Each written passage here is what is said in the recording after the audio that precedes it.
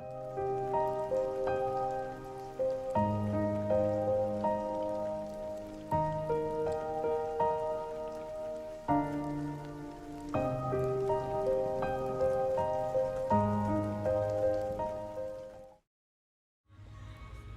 guys, just a little heads up that there is a photo in this story, so when Wyatt takes the photo in the video, I'll put it in the video, like the picture that's in the story, if that makes sense at all. So like, be sure to look on screen if you want to see the picture.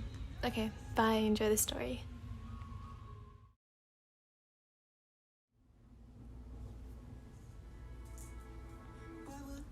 Babe, can we go in there? You pointed at Totoro themed store. You guys were walking around the city together as a little date thing, just enjoying the scenery and each other and some shopping here and there. No, he said. What? Why?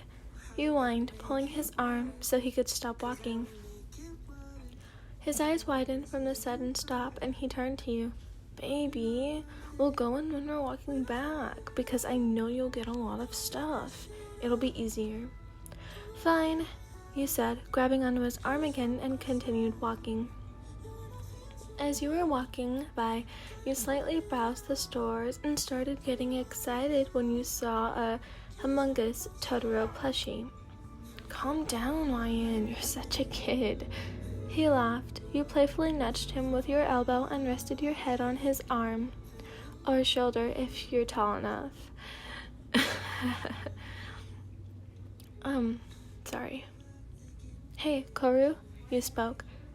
He hummed in response. Do you remember how we met, like, for the first time? You asked, curious, as if he'd get the answer correct. Of course I do. We met at one of those light shows in my hometown, the one they host every year. You were just wandering around by yourself, which was pretty dangerous if you ask me, he said, which made you laugh a little. He continued, I know that you were from the town over. That's why I'd never seen you before. At first, I kept a close eye on you because I saw that you were alone and I didn't want creepy guys, or worse, coming up to you because you were all mine. I'm just kidding. You laughed at the way he suddenly changed his voice at that part. You continue to walk and talk. Continue. I like hearing your perspective. You encouraged him to continue. Where was I? Yeah. I was being your personal bodyguard, but I was being discreet, you know? At the same time, I was contemplating whether or not I should go up to you, because I didn't want to become what I was protecting you from. But then you came up to me and was like, excuse me, are you from here? You abruptly stopped him with your laughter. I do not sound like that. He laughed. Yes, you did. Moving on. He pitched up his voice once again. Do you know which one of these is Ghibli Studio themed? I'm not gonna lie, I was surprised you even asked me, as you could have probably told from my stuttering. Yeah, you were all like, yeah, I can take you there if you'd like. I promise I won't hurt you. You mocked in a deep voice. You could see the cringe on his face. Shut up, he chuckled. I thought I was being too creepy, being like, oh, I can take you there. He facepalmed. You giggled at his reenactment. It was fine. I thought it was cute. Sure. Anyway, when I took you there, you smooth criminal, you. He slightly nudged you and smiled sheepishly. Asked me if I didn't mind staying with you until the lights came on, 'cause it wasn't dark yet. And when they finally came on, my heart skipped a beat, seeing your eyes light up as well. You were so excited. It was so cute. And then we exchanged names and contact information, and I was so scared that you weren't going to text me, or that I wasn't going to see you again. But you did, and look at us now. He finished, wrapping his arm around your shoulder and pulling you in for a side hug, stumbling a little on the sidewalk, just walking to nowhere in particular.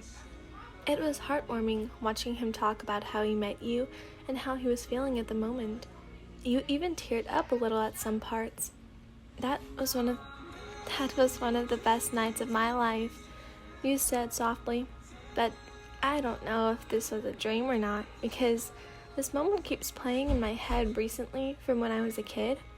Talk to me, he said. There was this one time, it's so funny, but this one time we were going to visit my grandma who lived a couple of towns over from us, and we stopped at a red light. In a car next to us, there was this kid in the back seat, just like me, and we looked at each other at the same time and looked away. This kept happening until the light turned green, and just as they were about to leave, he made a silly face.